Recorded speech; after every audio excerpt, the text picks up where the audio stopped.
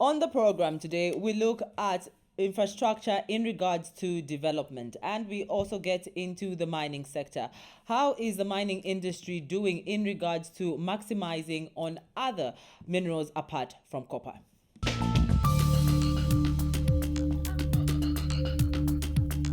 All right, thank you so much for still watching Business Day. We get into another sector, which is mining. Now, when you talk about mining in Zambia, everyone's mind will automatically shift to copper. But what about the other minerals that the country is endowed with? For example, gemstone. I caught up with an author who's written a book on gemstone, and his biggest cry, as well as his biggest message in regards to gemstone in Zambia, is the pricing structure. He has written a book in terms of where these gemstones are found, how they can be used, which their functions actually range from healing powers all the way to decorations, as well as these naturally curved stones that can be used for many other functions. This is what he had to say. A gemstone is a precious or semi-precious stone that is made out of different types of earth formation. This is a stone that can be used as jewelry, it can be used in industry, and it can be used sometimes in domestic houses. It can be used for decorations and so on. But then there are some people that actually use it for healing. You can actually use certain type of stones to heal certain ailments. That's how come you find most of the imports that we get of gemstones from outside the country will be synthetic. But what those guys wear in Europe and other parts of the country, the world, these are stones that are natural because they understand the natural purpose of healing of the stones. Yeah. So it having the properties of decoration, healing, as well as, just being such a precious.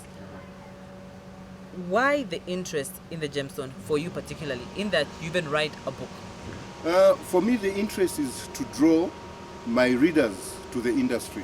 I want to draw the youths of this country to the industry. I want to draw the foreign people to this country so that if we can combine the foreign investment with the interest of the youth locally, we'll be able to start working on development of this industry.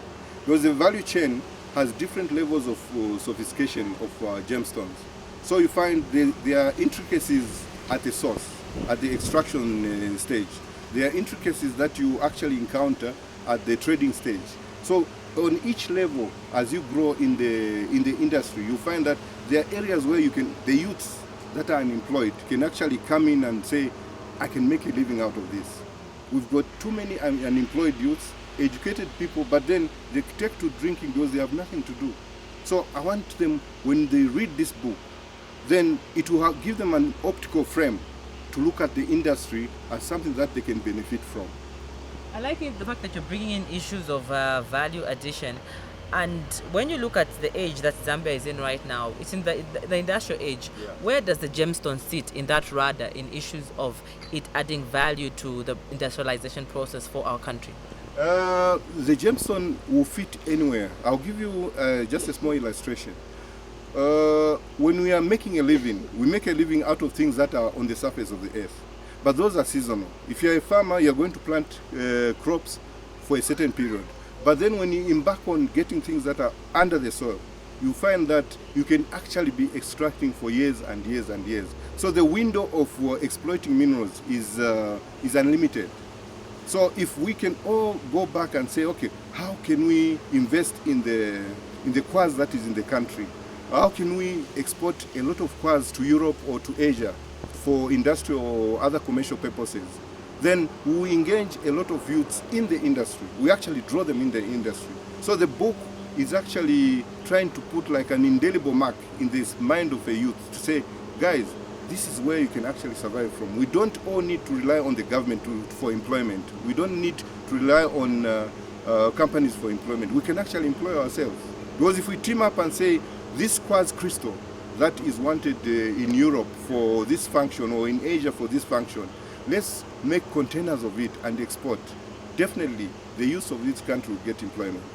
But what do you think hinders the youth or anybody who wants to get involved in the quarrying, or is it mining of the gemstone? Is it about the knowledge, or is it about the capacity to get this Definitely, it's the capacity and the knowledge. Knowledge comes first because ignorance is a cost.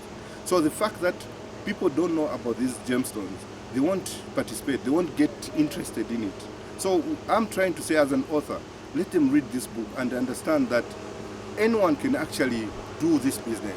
Anyone can be in this business, because this is called the untold story of Zambia, because we are not taught this story at a tertiary age. From primary to secondary school, the only resource that is talked about is the copper resource. Now I'm saying it's not only copper that we can survive from. We can actually do a lot on the semi-precious stone industry in Zambia. We can actually make a living out of it. But then we need support. We need support not only from the government, but from each other. We need to support each other in communities and say, let's come up and mine this kind of mineral and see how far it can take us. But then, if you are not interested in the extraction stage of the business, you can go to trading. You can buy and sell. There are government licenses that are given for trading. You can buy and sell gemstones anywhere in Zambia and outside Zambia. If you want, you just position yourself abroad and start working from abroad and distributing the Zambian stones. Okay. Yeah. I'm sure you did a lot of research when writing the book. Mm-hmm. Where are gemstones found in Zambia, and when do you think Zambia as a country will be in a position to have these gemstones maximized on?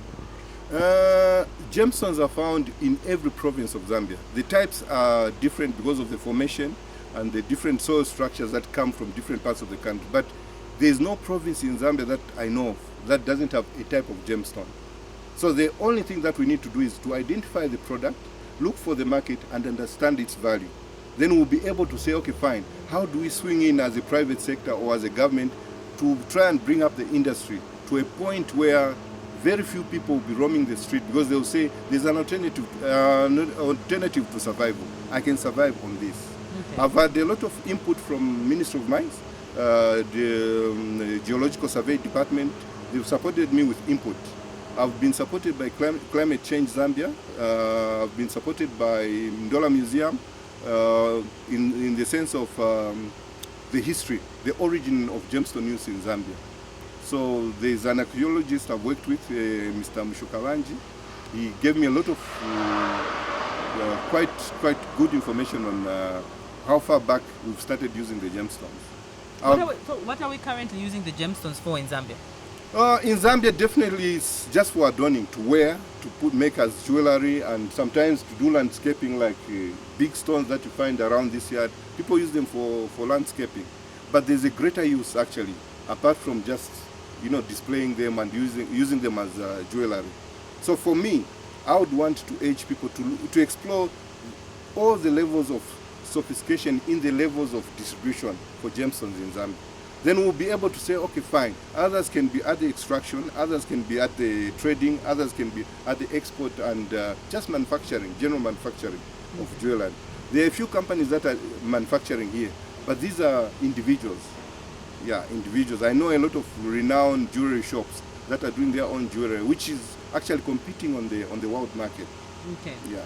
So what would be your words of, when you have to advise in regards to the book you've written, the research and the data that you've come up with, on how, as a country, we can, yes, have the copper, but slightly shift to the gemstone as well, to make sure that the mining sector of our economy also benefits from gemstones?